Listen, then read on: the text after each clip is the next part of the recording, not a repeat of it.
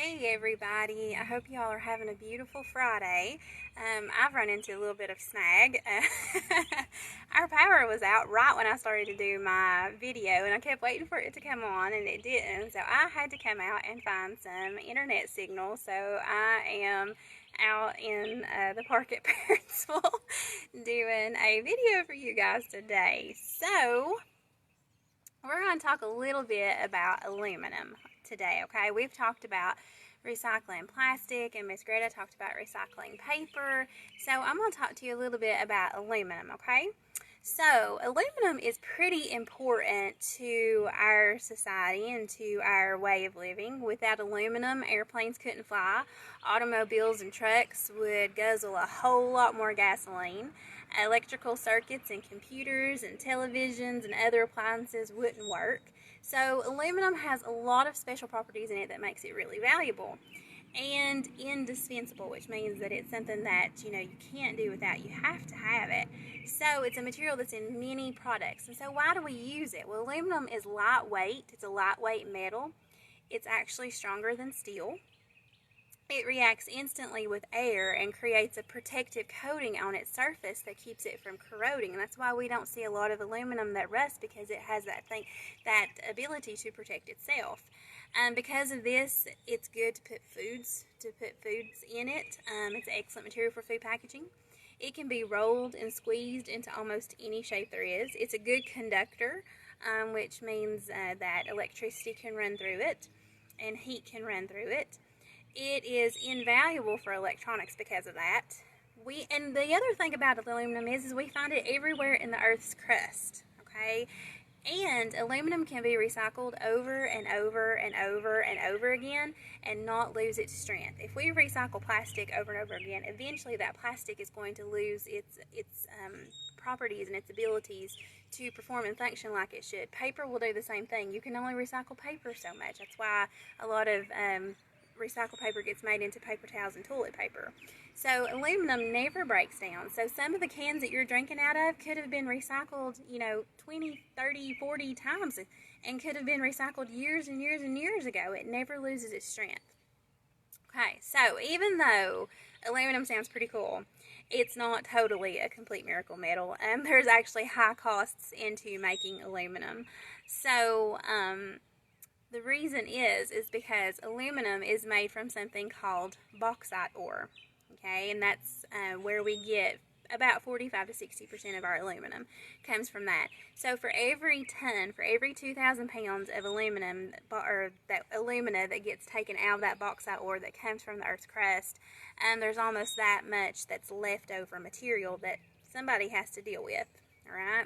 So this material is called red mud, and they put it in large holding ponds. And if the red mud were to leak, it would contaminate our water supplies. So it's got some waste and some pollution associated with it, but it's not like a hazardous waste it's not considered a hazardous waste by the Environmental Protection Agency. It's just, not good for the water to get so muddy, okay? So researchers have been looking at making this red mud into bricks, into kitty litter, into ceramics, but not any of them's been anything that's actually worked out. So scientists are still working on ways of trying to figure out what to do with this red mud instead of just putting it in holding ponds. So where do we get most of our bauxite from? Most of it comes from Australia. That's about 1/3 of the total supply. It also comes from Guinea, Jamaica, and Brazil. There's also some in the United States and Russia and Canada. So when we recycle aluminum, we said we have to go down into the Earth's crust to get this bauxite ore, so that means we're mining. So when we recycle aluminum, we are keeping, we are keeping people from mining into the Earth's crust. Okay, there's a lot of waste and a lot of pollution that's made from mining, any kind of mining, whether it's coal or this bauxite or anything, okay? So we save about 95% of the energy when we recycle aluminum ore. We save about 95% of the energy that it takes to make aluminum from that bauxite ore. We save 95% of it just by recycling it, okay? So they take the aluminum from these aluminum cans and they melt them down into rods, and then they remelt them again and form them into new products. So this recycled aluminum can be made into just about anything, okay? I'm going to show you a picture here in a minute. It kind of shows you the process to it and everything, okay? So we know that we just said that if we recycle, we save about 95% of energy if we recycle it compared to getting that aluminum from that bauxite ore straight from the ground. So if people in the United States recycled all the aluminum cans that they currently throw away, because we manufacture about 1 billion or so, maybe more than that, aluminum cans, and about half of those gets recycled. So the other half gets thrown away. A lot of it's roadside litter. So if people in the United States recycled all the aluminum cans that they currently throw away each year, it would save enough money that we could power the size of Baltimore, Maryland for one whole year. That's how much we save in energy costs when we recycle comparing it to getting it straight from the ground. Okay, so that's a huge difference. That's one of the main reasons why we need to recycle, because it helps save on energy costs. Okay. Aluminum, we already said, is used extensively in cars and airplanes and boats and other vehicles because it makes those cars lighter and more fuel efficient. Aluminum is the third most abundant element in the Earth's crust. We find aluminum everywhere. We just mentioned all the different places where we find it. We even find it here in the United States. And of course, aluminum is not just used for cars and construction vehicles and to hold your Cokes and your Pepsis and your Mountain Dews and Dr. Peppers and all that stuff. But aluminum is also used for the siding in your houses, for trays, for TV dinners, highway signs. And we said, of course, earlier that airplanes are made from aluminum. So there's just all kinds of things. And since 1972, the aluminum industry has figured out a way to reduce the amount of aluminum that's needed to make an aluminum can by 1/3. The same thing happened with the plastic industry too. The plastic industry found a way to make plastics with less material in it. So aluminum has done the same thing, because the more aluminum we save and the more we keep from digging in the Earth's crust and mining and stuff, the more that we are cutting back on that pollution, both land pollution, water pollution, and air pollution. Okay, and of course we said that aluminum can be remelted and reformed into all kinds of products. It doesn't just have to be an aluminum can. Of course, we recycle aluminum cans, but they don't have to be turned into one.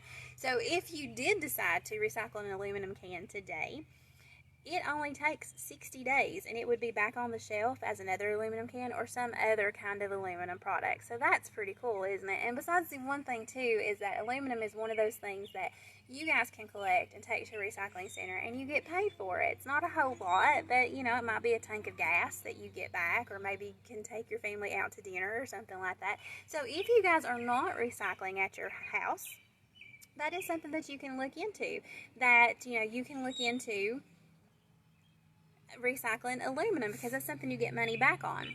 So we're going to I'm going to show you, of course, this plastic bottle here, and we're going to talk just a little bit about why aluminum does recycle so well. Okay, so this plastic bottle has a few different components to it. It has the bottle itself, it has the cap, and then it has the label around it.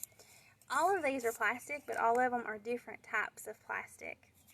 This is different from the lid, and the lid is different from the label, and the label is different from all of them.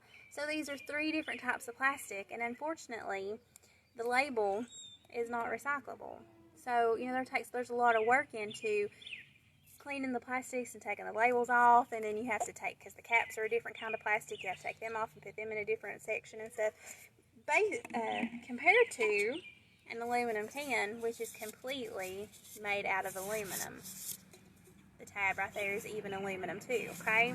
So that's why aluminum is so handy about recycling, because it's all aluminum. You don't have to take any parts off of it. They actually have a method where they take the ink off of the aluminum itself while they're recycling it and get all that stuff off of it too, okay?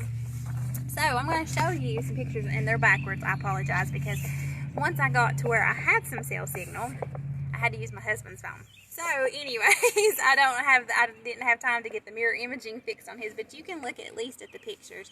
So these pictures are not quite in order, but they show you that first they make a roll of aluminum and they stamp out these little cups, and then they go back through and they add a little bit more to the cups, and they add a little bit more to it, building up the cans.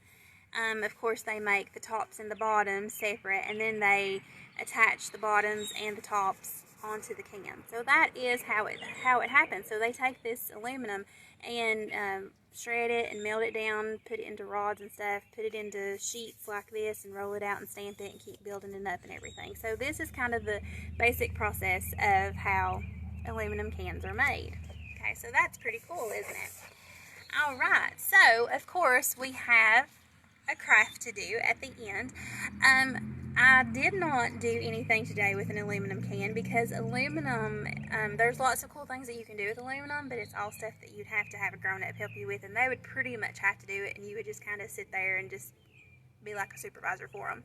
So, because aluminum can cut you, and the material that you use to cut the aluminum could cut you, so we're trying to keep you guys safe, okay? So, but what I have today for a craft is a Mother's Day gift, okay? So this is a butterfly planter. So I took a can that had, I think this might have black beans in it or something, where I had made a dish the other night. We painted it. If you wanted it to look really nice, you could paint it with chalk paint. I did not have any chalk paint with me, and I was not going to go to Walmart just to buy the material to make chalk paint. So we just used plain old acrylic paint. So it's a little bit rougher looking, but that's okay.